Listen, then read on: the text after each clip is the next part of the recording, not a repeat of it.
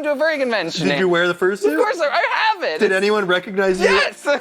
Hi, my name is Beta, and today I'll be explaining what the furry fandom is, or rather, what a fandom is with regards to the furry hobby, starting now. A fandom is defined as a group of people who share a similar interest in a specific entity in pop culture. This is usually in the case of online media, such as TV shows, movies, book series, franchises, artists, celebrities, and so on. In this case, fandoms are regarded collectively as a community or subculture. For example, the Star Trek fandom, a group of individuals who really enjoy the Star Trek franchise and come together to celebrate and enjoy it further. Or in this case, another example is the K-pop fandom.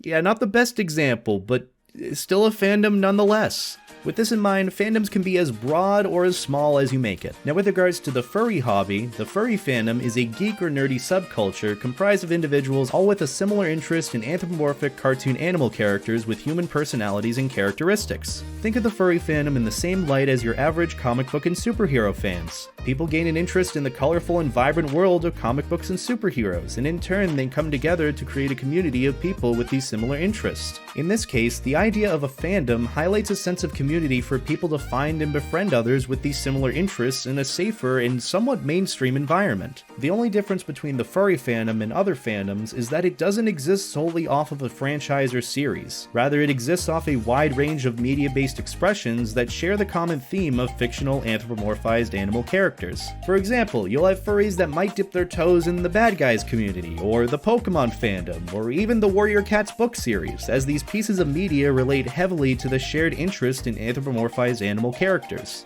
And this is usually how people become furries in the first place, through these pieces of media. The furry fandom started on that basis, but has evolved into more of a community that celebrates and promotes this idea of creativity and self-expression through this common interest in colorful cartoon animals. That's why you have all sorts of new artists, fursuit makers, and content creators building themselves up from the furry fandom's common themes and later contributing back to the community. The furry fandom is constantly growing, and the ever-increasing members of this community show that an interest in colorful cartoon animals in media really isn't that bad. This fandom has helped countless people express themselves in the best way possible and help them even find who they truly want to be outside of the average societal norms. The furry fandom is empathetic, loving, and caring, and as someone who has been a part of it for over 4 years now, I can say that it has changed my life for the better. And that is what it means to be part of the furry fandom. If you're still confused as to what a furry is, feel free to check out my previous video describing what the hobby or interest means here. But besides that, thank you all for watching, and I'll see you all later. Take care. Have you been to a furry convention?